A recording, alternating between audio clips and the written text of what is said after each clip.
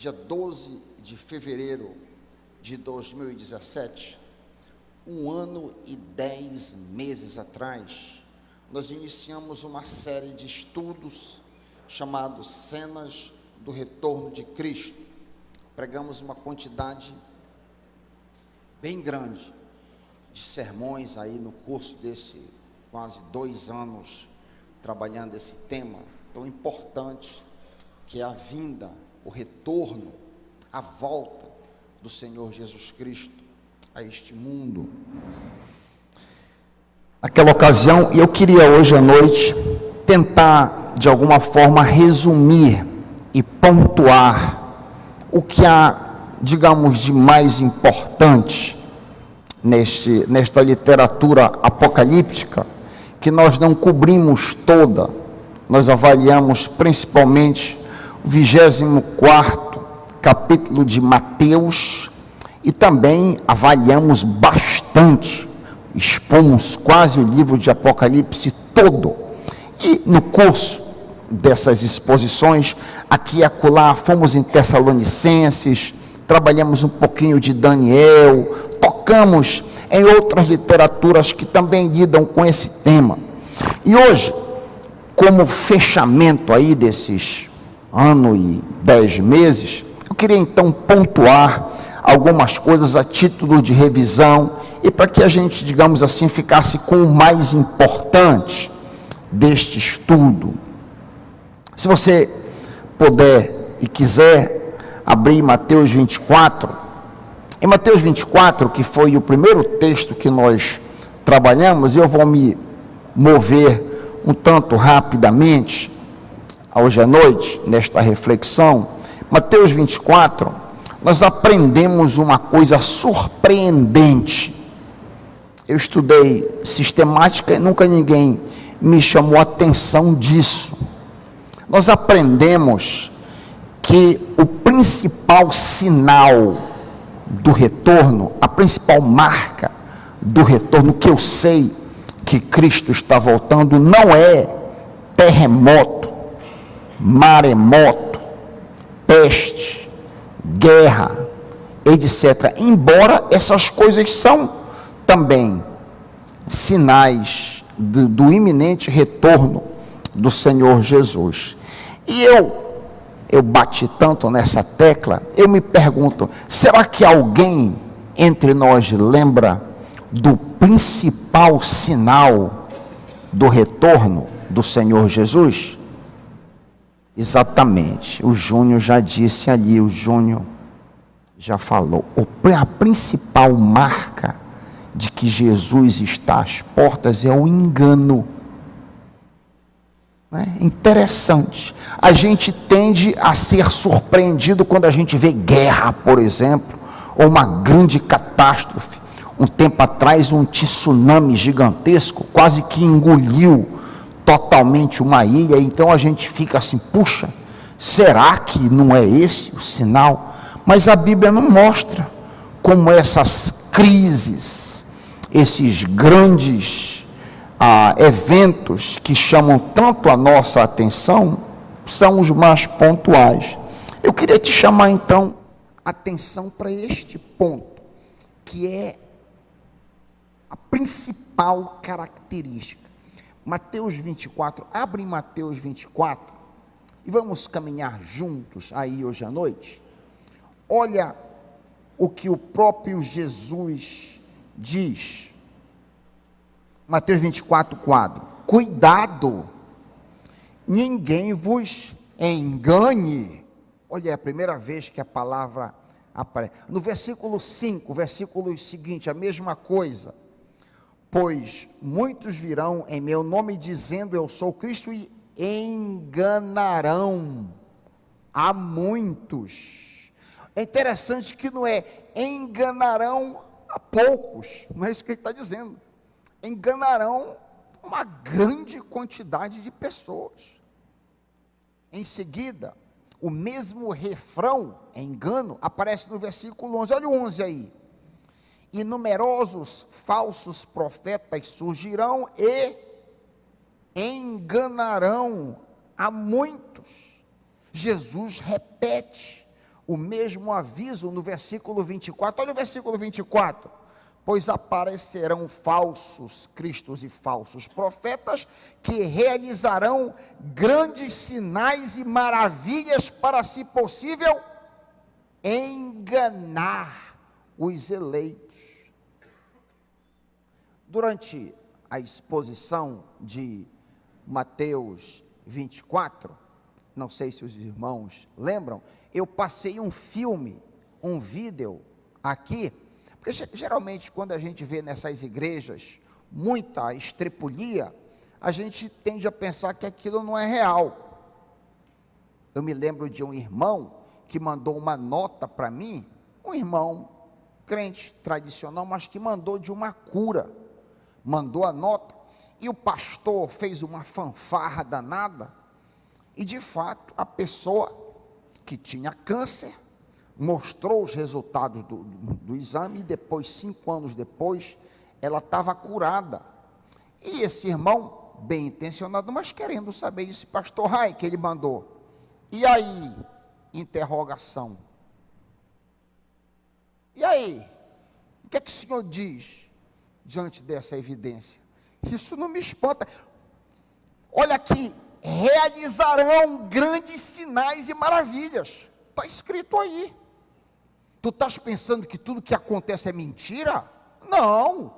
Olha, está aí na tua Bíblia, lê aí na tua Bíblia, no versículo 24, Mateus 24, 24. Aparecerão falsos profetas que realizarão grandes sinais, vão curar pessoas. Lá em Apocalipse diz que vão chamar fogo do céu, fogo real do céu. Não te impressiona com sinal. Essa é a grande lição. Não fica impressionado com sinal, porque o camarada fez isso aí, que não é um embusteiro que realizou. O engano é a principal marca para levar a reboque os filhos de Deus. O engano aparece não apenas em Mateus 24 e no livro de Apocalipse, aparece em outras literaturas também do final dos tempos. Por exemplo, em 2 Tessalonicenses, dá uma olhada em 2 Tessalonicenses 2, 1 a 3, o que diz o apóstolo Paulo. Isso é bom, a igreja do Senhor é uma escola, para que a gente fique vacinado e a gente não seja facilmente enredado no erro, para que a gente não caia no conto do vigário, ou atualmente o conto do pastor, porque o pastor está enganando muito mais do que padre. Então, para que a gente fique alerta, a gente aprende na Escritura. Olha o que Paulo diz em 2 Tessalonicenses, capítulo 2, de 1 a 3. Irmãos, quanto à vinda do Senhor Jesus Cristo, que é o que nós estamos estudando, e o nosso reencontro com Ele, rogamos a vocês que não se deixem abalar, nem alarmar tão facilmente, quer por profecia, ou profecia que diz, eis que te digo isso, eis que te digo aquilo. Cuidado, está aí Paulo, não vos abalem, quando vocês enxergarem profetas que estão dizendo isso e aquilo, fique tranquilo, não se deixem alarmar facilmente, quer por profecia, quer por palavra, quer por carta, supostamente vinda de nós. Imagina, já naquela época, já havia essa ameaça, imagina agora, ou por carta vinda de nós, como se o dia do Senhor já tivesse chegado. Olha aí em diante, não deixe que ninguém os engane. O mesmo problema, não permitam que ninguém engane vocês, disse Paulo. Antes do dia do Senhor virá apostasia, será revelado o grande homem do pecado. Vai haver uma grande apostasia. A apostasia não é uma coisa externa, não, é dentro da igreja. Apostasia sempre é dentro da igreja. São igrejas que se dizem cristãs, mas que você estranha o comportamento. Vocês sabem que muitas denominações que estão se considerando mais progressistas, estão abraçando causas que nos deixam boquiabertos. Olha aqui, Jesus não virá antes da apostasia. Apostasia, repito, é quando pessoas que se dizem cristãos, igrejas, denominações, pastores, bispos, apóstolos, o que quer que seja, advogam coisas que são erradas. Então, antes de Jesus voltar, ia acontecer. O que está acontecendo é de se esperar, não há nada que ficar surpreso, é o engano. Um outro texto sobre o mesmo tema, um tema tão importante no retorno de Cristo, que é o engano, está em 1 de Timóteo. Dá uma olhada em 1 de Timóteo 4:1. Estás com a tua Bíblia? Quantos tem Bíblia hoje à noite? Ergam-na. Os valentes aí em cima, muitos têm a espada. Muito bem, Mateus. 1 de Timóteo 4:1. Olha que o apóstolo Paulo diz. O Espírito diz claramente que nos últimos tempos alguns abandonarão a fé e seguirão espíritos enganadores. É interessante, o mesmo tema. E é curioso, repito, me perdoem a repetição excessiva, mas é curioso que nesses vários textos apocalípticos, pouco a gente vê de terremoto, maremoto, é mais em Mateus 24. Mas o que a gente vê em Mateus 24, em Lucas e em todos os outros textos é o engano. O engano fica aparecendo o tempo todo. É porque muitos serão enganados. Espíritos, diz Paulo, enganadores e ensinos de demônios. Talvez você esteja pensando, mas pastor Raik, esse engano não é para quem não é cristão? Não. Observa que quem não é cristão já está enganado. Quem não conhece a Cristo já está enganado. Vocês acham, meus irmãos, que uma pessoa que não conhece a Cristo, não nasceu de novo, não sabe a diferença da direita para a esquerda, se joga em carnaval, pinta e borda, toma droga, vive no pecado, essa pessoa está iludida que não vai haver uma prestação de contas? É claro que está. A pessoa que vive uma vida frouxa, está na ilusão, vive na ilusão, que não vai prestar contas. Se ela tivesse certeza que ela ia prestar contas, ela não vivia dessa forma. Estou certo? Quem tem um mínimo de bom senso, sabe que se eu vou prestar contas diante de um justo juiz, eu vou viver de forma digna. E como que 90% do Brasil vive torto, é porque estão enganados. Estão enganados, estão achando que não haverá consequências. Daí viverem desta forma. O engano não se refere, então, a pessoas que não conhecem a Cristo, é engano de pessoas que conhecem a Cristo. A pergunta, então, que talvez esteja no seu coração, é: pastor Raik, quem são esses enganadores? Quem são essas pessoas que estão enganando? Olha aí o que diz Mateus 24:11, igualmente onde surgir muitos falsos profetas, versículo 24, aparecerão falsos cristos e falsos profetas. Mateus 7:15, cuidado com os falsos profetas. Eles vêm vestidos de peles de ovelhas, mas por dentro são lobos devoradores. Agora, como é que eu identifico o falso profeta? Como é que eu sei que eu estou diante de um sacerdote, de um padre, de um pastor como eu, de um bispo, mas ele é um falso profeta. Eu preciso ter elemento, porque sinal a gente já viu que eu não posso me valer disso aí. Eu não posso, o sinal não identifica que ele é falso ou verdadeiro. Qual é a principal marca do falso profeta? A principal marca do falso profeta é que ele não bate no pecado. Ele diz coisa boa. Ele ensina coisas suaves. Ele diz o que nós queremos ouvir. Ele não confronta. Essa é a principal marca. Vocês lembram dos profetas no Antigo Testamento?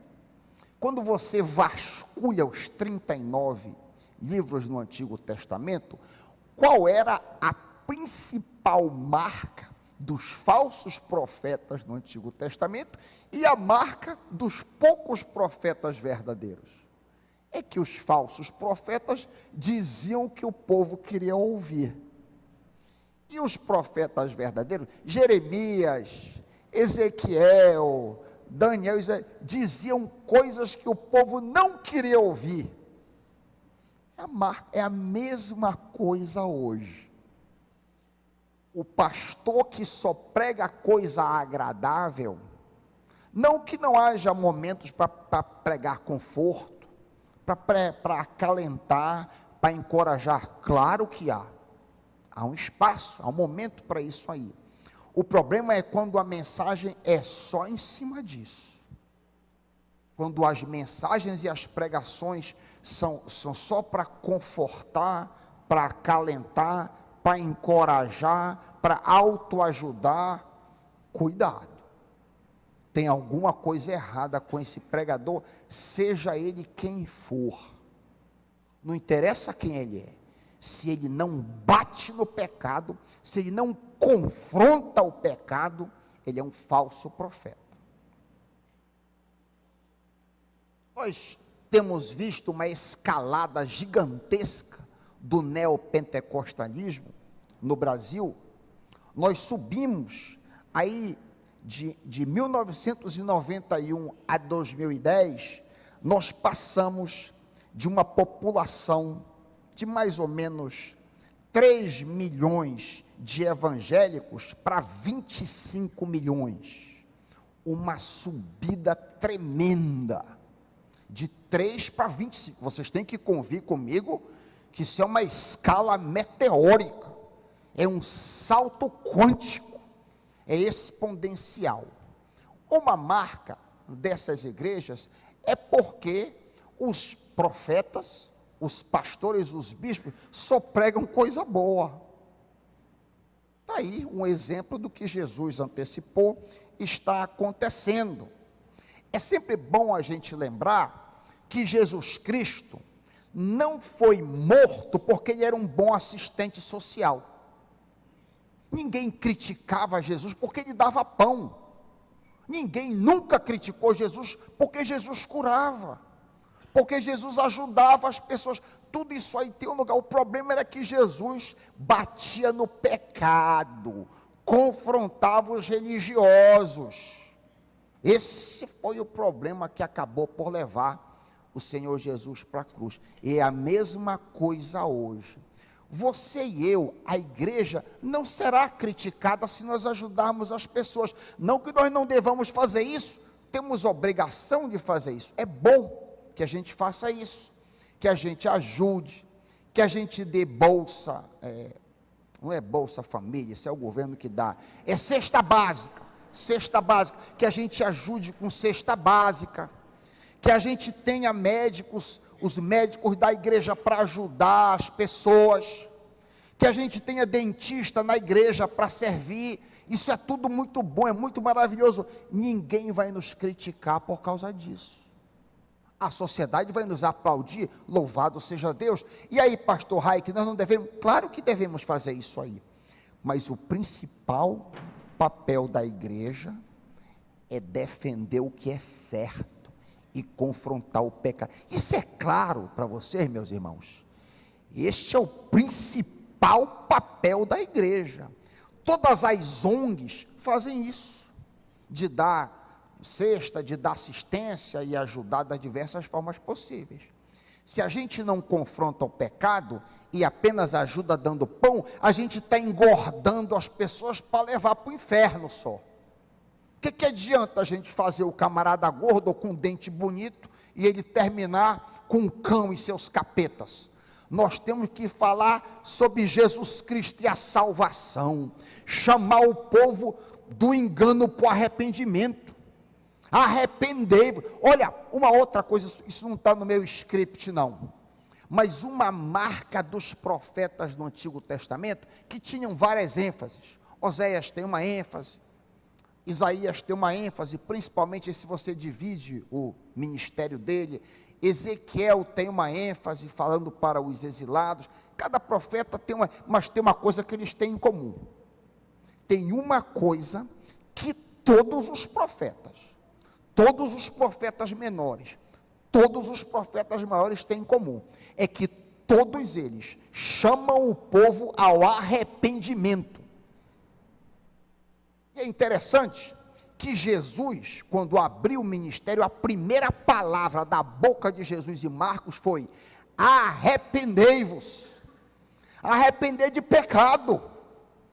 E os falsos profetas, aí a gente pegou o fio da meada de novo, os falsos profetas que estão enganando, não chamam o povo para se arrepender dos pecados. Está claro para você, meu irmão?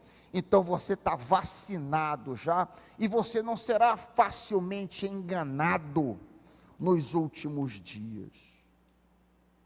No livro de Apocalipse, um texto longo no qual nós elaboramos bastante, há alguns destaques fundamentais que eu queria também pontuar. Nós lemos na abertura dessa obra, que é a obra apocalíptica mais importante da Bíblia. Nós lemos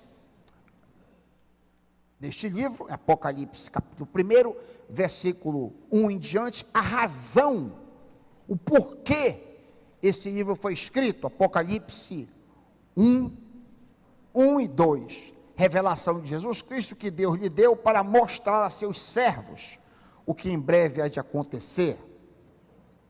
Note, isso aqui é muito importante, note que o objetivo desta obra não é revelar o futuro. Como assim, pastor Rai? O objetivo de Apocalipse não é revelar um cronograma de eventos. O objetivo de Apocalipse não é revelar se o milênio é metafórico ou se o milênio é literal. Isso não é o objetivo. O objetivo do livro de Apocalipse, Apocalipse foi escrito não para nos ensinar se nós devemos advogar uma posição pré-tribulacionista, pós-tribulacionista. Isso não foi o objetivo. Ué, então qual foi o objetivo? Para que foi escrito? Está aí, olha aí, revelação de Jesus Cristo. Foi para revelar Jesus Cristo. O objetivo da obra é revelar Jesus Cristo. Foi dado para João e a todos os pregadores para mostrar o que em breve há de acontecer, como nós acabamos de ler, está aí no seu texto. O que é que em breve há de acontecer? A revelação de Jesus Cristo, o Messias, o Senhor do universo, o Cordeiro que foi morto antes da fundação do mundo. Jesus Cristo, o Pantocrator, o governador do universo. Esse é o objetivo do livro.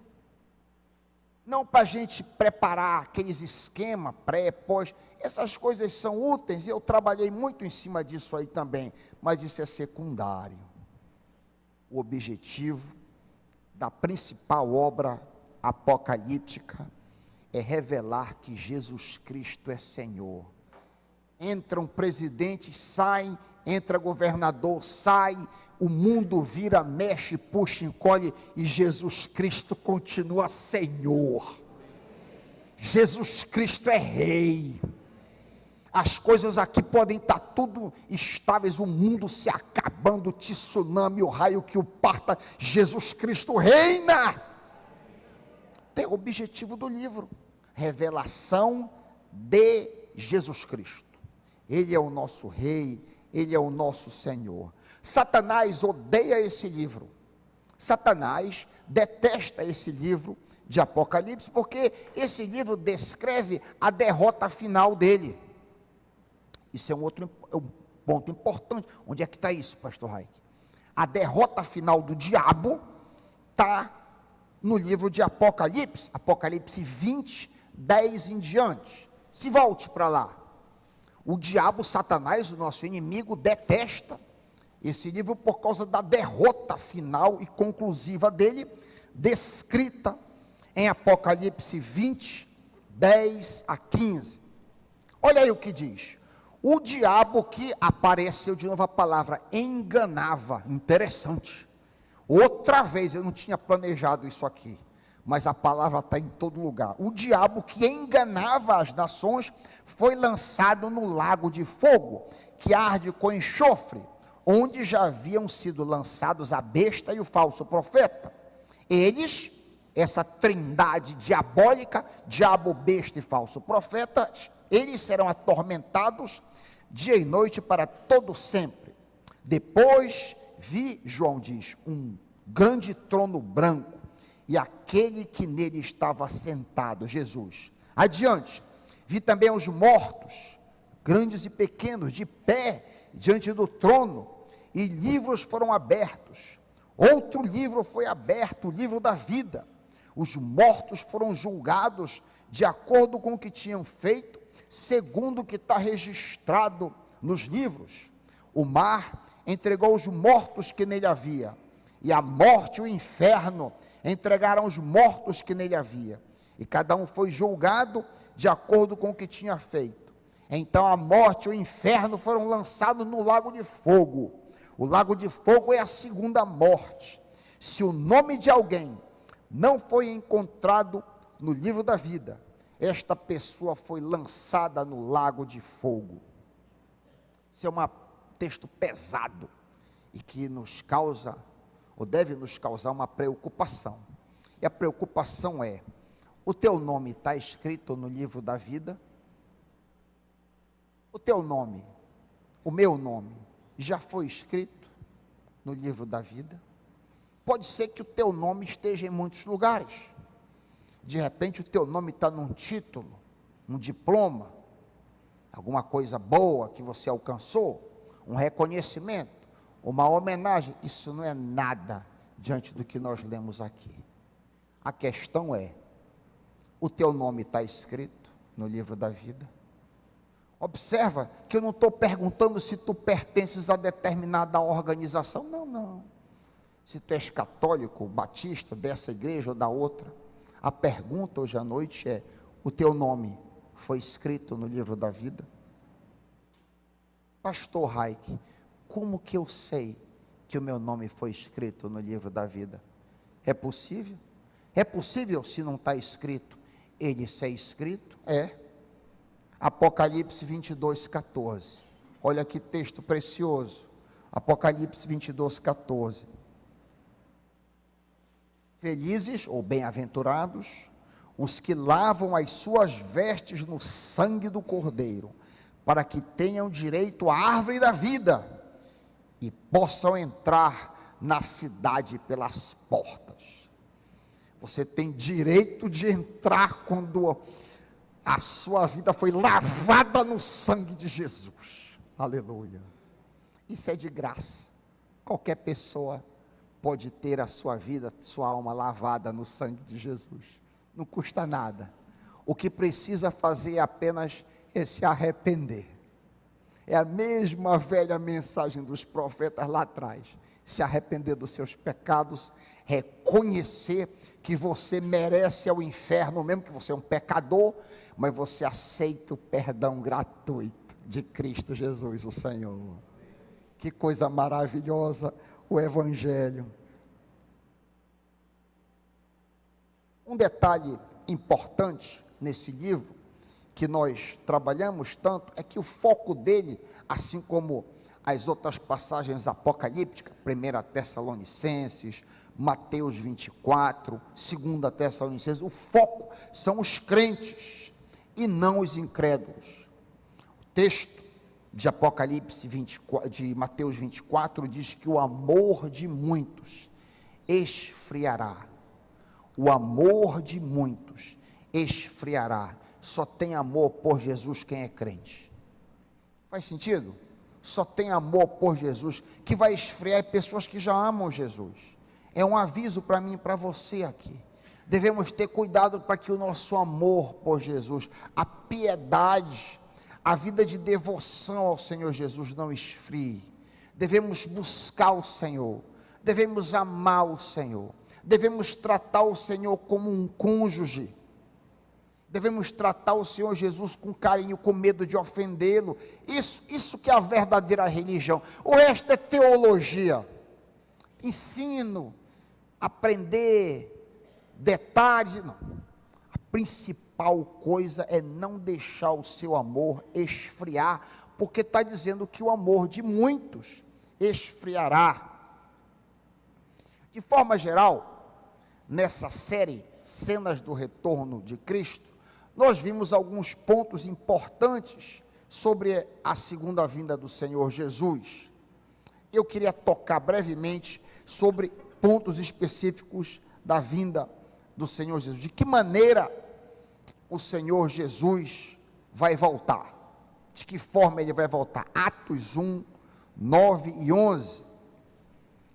A gente aprende que da mesma maneira como o Senhor Jesus subiu, assim ele voltará. Da mesma forma. Atos 1, 9 a 11. Lemos que Jesus foi elevado às alturas enquanto os seus discípulos olhavam, e uma nuvem o encobriu da vista deles, e eles ficaram com os olhos fixos no céu enquanto Jesus subia. De repente surgiram 2 homens diante dele vestidos de branco e lhe disseram, não sabemos quem são esses 2 homens, são 2 anjos, se são 2 daqueles que ressuscitaram. Quando Jesus ressuscitou, vários outros santos ressuscitaram também, e foram vistos na cidade santa, diz o evangelista Mateus. Não sabemos se de repente foi alguns desses aí, mas nós sabemos que 2 apareceram e disseram: Galileus, por que vocês estão olhando para o céu? E está aí o que eu quero chamar a atenção. Este mesmo Jesus, que dentre vocês foi elevado ao céu, voltará da mesma forma que vocês viram subir. O mesmíssimo corpo que Jesus tinha no momento da sua subida, é o corpo que ele vai descer. Os olhos que viram, os olhos humanos viram o Senhor Jesus, o verão de novo. Não existe volta secreta de Jesus. Não existe esse negócio de arrebatamento secreto. Não existe isso. Olha aqui, olha o que diz Apocalipse, por exemplo, Apocalipse 1:7. Ele vem com as nuvens e todo olho verá. Todo olho verá. Até mesmo aqueles que o transpassaram. Apocalipse 1:7. Até mesmo aqueles que o feriram. Quem foi que feriu? Os judeus, a nação Israel que está congregada de novo na terra. Os judeus, o povo que feriu Jesus, esse povo judeu vai ver Jesus outra vez, quando ele vier em grande glória. Então, Jesus vai vir da mesma maneira que ele foi. O mesmo corpo que ele tinha aqui, ele terá entre nós, e por sinal, esse é o corpo que você e eu vamos ter quando ressuscitarmos dentre os mortos. Em segundo lugar, o Senhor Jesus virá inesperadamente. Ninguém está esperando. Lucas 21, 34 e 35. Jesus virá no momento que a gente não está esperando. Diz lá, Lucas 21, tenham cuidado para que seus corações não fiquem carregados de libertinagem, bebedeira e ansiedades da vida, e que aquele dia venha sobre vocês inesperadamente, porque Jesus virá sobre todos os que vivem na face, de toda a terra, não é oculto. Ele virá sobre todos e todos verão. Estejam sempre atentos e orem para que vocês possam escapar de tudo o que está para acontecer e permanecer de pé diante do Filho do Homem. Aleluia. Qual é o objetivo? Eu já marcho para a conclusão da minha reflexão. Qual é o objetivo da segunda vinda do Senhor Jesus? Por que razão ele vai voltar outra vez? Primeiro, o objetivo é que Jesus vai separar as ovelhas dos bodes. Esse é o primeiro objetivo. Onde é que está isso, pastor Raik? Mateus 25, 31 a 33. Mateus 25, Jesus vai separar bode de ovelha. Quando o Filho do Homem vier em sua glória, Mateus 25, 31 em diante. Quando Jesus vier em glória com todos os anjos, assentar-se-á em seu trono, todas as nações serão reunidas diante dele. Imagina que momento épico, quando o mundo inteiro estiver diante do Cristo, recém-chegado do céu, e ele separará uma das outras pessoas, como o pastor separa a ovelha de bodes, e colocará as ovelhas à sua direita, e os bodes à esquerda. No versículo 46, mais embaixo, as ovelhas irão para o descanso eterno, para a alegria eterna, e os bodes para o castigo eterno. Existe uma corrente teológica, e eu dificilmente faço teologia no púlpito, mas eu acho que vale a pena. Existem alguns irmãos que arguem que o sofrimento, o inferno não é eterno. O sofrimento é porque parece muito duro. Poxa, mas eternamente vai ficar nas chamas do inferno? Não é muito duro isso aí? Eu queria que tu olhasses uma coisa nesse versículo 46. É que a mesma palavra que diz eterno para a vida eterna, é a mesma palavra que diz castigo eterno. É a mesma palavra. Então, o cumprimento da vida com Deus eterno, o cumprimento que tu achares que é o cumprimento, é a vida separada de Deus, não tem diferença. Então eu acho que isso aí mata a questão, resolve a questão, embora para nós pareça um tanto duro e difícil de aceitar. Mas Jesus é o justo juiz, Deus é juiz, e Ele não faz nada que seja errado, e naquele grande dia isso vai ficar claro para todos nós. Em segundo lugar, Jesus volta outra vez para estabelecer a ressurreição dos mortos. Para estabelecer a ressurreição dos mortos. João 5, 28 e 29. João 5, 28 e 29. Não fiquem admirados com isso, disse Jesus, pois está chegando a hora em que todos que estiverem nos túmulos ouvirão a sua voz e sairão. Os que fizeram bem ressuscitarão para a vida, e os que fizeram mal ressuscitarão para serem condenados. Então Jesus voltará para a ressurreição. Terceiro lugar, Jesus vai voltar para reunir as ovelhas com Ele, para estar com Ele para sempre. 1 Tessalonicenses 4, 13 em diante. Eu quero pegar apenas a parte final, versículo 17, 1 Tessalonicenses 4, 17 em diante. Pois dada a ordem, com voz do arcanjo, e o ressoar da trombeta de Deus, o próprio Jesus descerá do céu, e os mortos em Cristo ressuscitarão primeiro. Depois disso, os que estivermos vivos, seremos arrebatados juntamente com Ele nas nuvens, para o encontro com o Senhor nos ares. E assim estaremos com o Senhor para sempre. Que coisa gostosa, que conforto.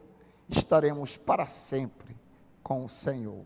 Finalmente, o Senhor Jesus vai voltar Com que objetivo? Para estabelecer o seu reino aqui na terra. Apocalipse 20, de 1 a 10. O Senhor vai estabelecer o seu reino milenial nesta terra. Apocalipse 20, de 1 a 10. Vi descer do céu um anjo que trazia na mão a chave do abismo e uma grande corrente. Ele prendeu o dragão, a antiga serpente, que é o diabo, Satanás, e o acorrentou por 1000 anos. Lançou-o no abismo, fechou-o e pôs um selo sobre ele, para assim impedi-lo de enganar as nações. É interessante que a palavra repete quase que para enfadar. Satanás estava enganando as nações. Ele é preso, durante 1000 anos ele não vai enganar, até que terminassem os 1000 anos. Depois disso, é necessário que ele seja solto por um pouco tempo. Vi tronos em que assentaram aqueles a quem havia sido dada autoridade para julgar. Vi as almas dos que foram decapitados por causa do testemunho de Jesus. Eles não tinham adorado a besta, nem a sua imagem, e não tinham recebido a sua marca na testa, nem nas mãos. Eles ressuscitaram e reinaram com Cristo durante 1000 anos. O restante dos mortos não voltou a viver até que se completassem os 1000 anos. Esta é a primeira ressurreição. Felizes e santos os que participam da primeira ressurreição. A segunda morte não tem poder sobre eles. Serão sacerdotes de Deus e de Cristo, e reinarão com ele durante 1000 anos. Quando terminarem os 1000 anos, Satanás será solto da sua prisão, e sairá para enganar as nações, que estão nos 4 cantos da terra, Gog e Magog, a fim de reuni-las para a batalha. Seu número é como a areia do mar. As nações marcharam por toda a superfície da terra, e cercaram o acampamento dos santos, a cidade amada, Jerusalém. Mas um fogo desceu do céu e os devorou. O diabo que as enganava, de novo, o problema, foi lançado no lago de fogo que arde com enxofre, onde já haviam sido lançados a besta e o falso profeta. Eles serão atormentados para todo sempre. Em conclusão dessa jornada, eu me dirijo a você, que nunca aceitou o Senhor Jesus, nunca teve a sua vida, a sua alma lavada, ou quem sabe, você que é crente desviado, você que de repente está brincando de ser crente, mas tem uma vida dupla. Eu queria dar uma oportunidade para você, neste momento, lavar a sua vestidura no sangue do Cordeiro.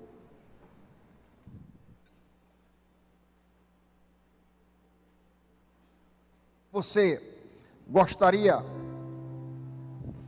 de decidir por Cristo hoje à noite? Quem sabe a mensagem falou no seu coração e você quer receber o Senhor Jesus como seu Salvador e Senhor hoje à noite. Quem sabe não há alguém aqui que entrou, nem sabe bem por que veio. Deus tem um apontamento contigo.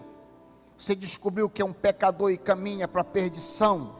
Você pode, de graça, receber o perdão, basta se arrepender. Você que já tem Jesus, eu queria que fosse retirado que as mulheres me ajudassem a retirar isso aqui.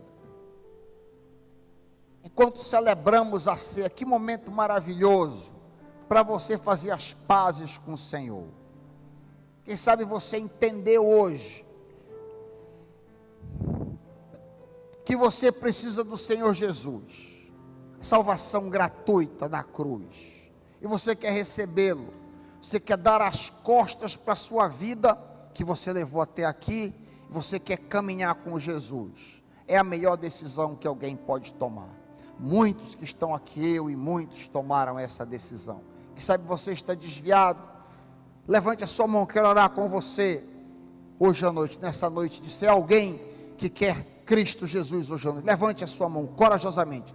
Se o Espírito falou no seu coração, não resista. Se foi só a voz do homem, a minha voz, isso não tem valor nenhum. Mas se o Espírito de Deus está incomodando, Não resistais à voz do Senhor. Hoje é dia de salvação. Alguém em cima quer receber o Senhor Jesus ou se reconciliar? Levante a mão, eu quero orar contigo hoje à noite. Faz isso em nome de Jesus. Deixa eu perguntar uma coisa, você que já ouviu a mensagem, o que é que você ganhou por não ter aceitado Jesus? Você que já ouviu, raciocina comigo, 1 minuto. Você que já ouviu a mensagem de salvação muitas vezes, você que está desviado também, o que que você ganhou por você ter resistido até aqui? Qual foi o lucro que você teve? Vem para Jesus hoje à noite, eu quero orar contigo. Vem corajosamente ao Senhor Jesus.